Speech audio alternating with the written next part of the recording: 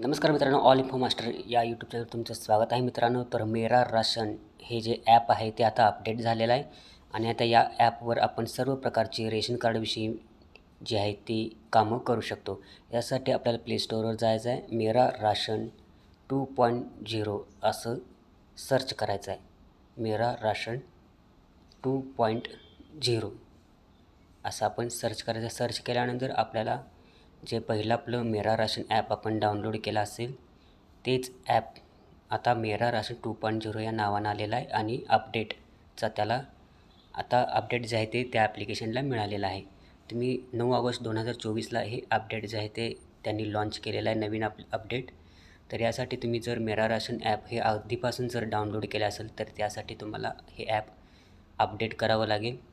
हे app update केल्यावर आपण पुढची प्रोसेस बघणार आहोत.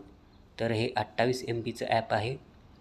तर लवकरात लवकर हे ॲप आपण अपडेट करून घ्या आणि सर्व फीचर्स यामध्ये नवीन जे आहे ते ॲड झालेले आहेत.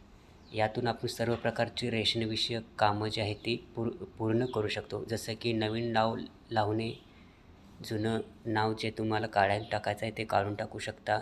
त्याचबरोबर तुम्ही या इथं तुमचा मोबाईल नंबरसुद्धा लिंक करू शकता वेगवेगळ्या सदस्यांचा.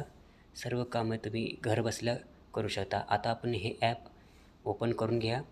ओपन केल्यानंतर आपण या इथं जे आहे तर कोणत्याही एका आपल्या इंग्लिश असं म्हणायचं आहे आणि नेक्स्ट या बटनवर क्लिक करायचं आहे.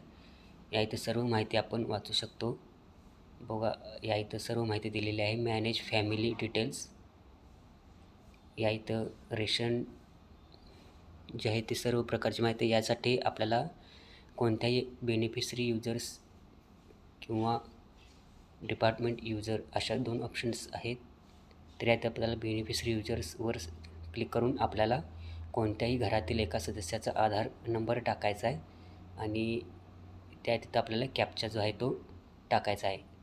बेनिफिशरी युजर्स सिलेक्ट करायचा आहे आणि कोणत्याही एका घरातील रेशन कार्डवरील सदस्याचा आधार नंबर टाकून कॅप्चा टाकून आपल्याला लॉग इन विथ OTPवर क्लिक करायचं आहे आणि ज्या सदस्याचा आपण आधार कार्ड नंबर टाकलेला आहे त्या सदस्याच्या मोबाईल नंबरवर लिंक असलेल्या OTP जाईल. तो OTP गेल्यानंतर आपल्याला इथं असा मेसेज येईल, OTP सेंड सक्सेसफुली. ओके म्हणायचं आहे आणि तो OTP आपण जो आहे तो टाकून पुढची प्रोसेस जी आहे ती करायची आहे. आता हा आलेला OTP आपण या इथं टाकून OTP व्हेरिफिकेशन जो आहे तो पूर्ण करायचा आहे. OTP टाकलेला आहे, व्हेरीफाय करायचा आहे. OTP व्हेरीफाय झालेला आपल्यासमोर एक मेसेज येईल, OTP व्हेरीफाईड सक्सेसफुली.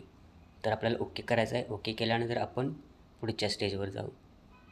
थोडं हे ॲप आता नवीन अपडेट झाल्यामुळं यावर कामकाज चालू आहे.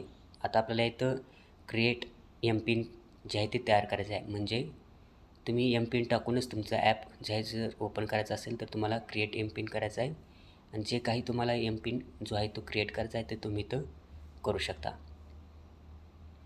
तर आता या इथं मी MPIN केलेला आहे. नेक्स्ट म्हणायचं आहे आणि एंटर MPIN करायचं आहे. म्हणजे तुम्ही हा MPIN काढल्याशिवाय टाकल्याशिवाय तुमचं ॲप जो आहे ते ओपन होणार नाही.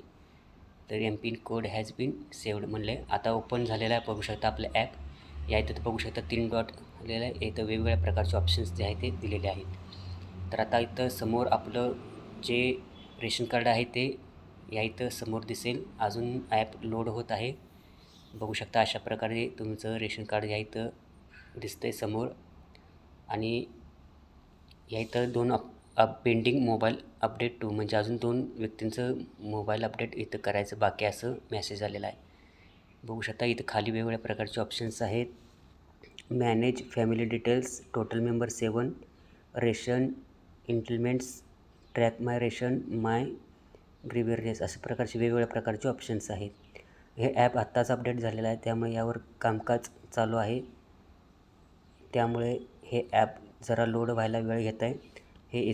या इथे तुम्हाला कोपऱ्यात एक हे तर पुढच्या व्हिडिओमध्ये आपण सविस्तर ह्या ॲपच्या ऑप्शन्सविषयी माहिती घेणार आहोत. तेव्हा व्हिडिओ लाईक करा, चॅनलला सबस्क्राईब करा.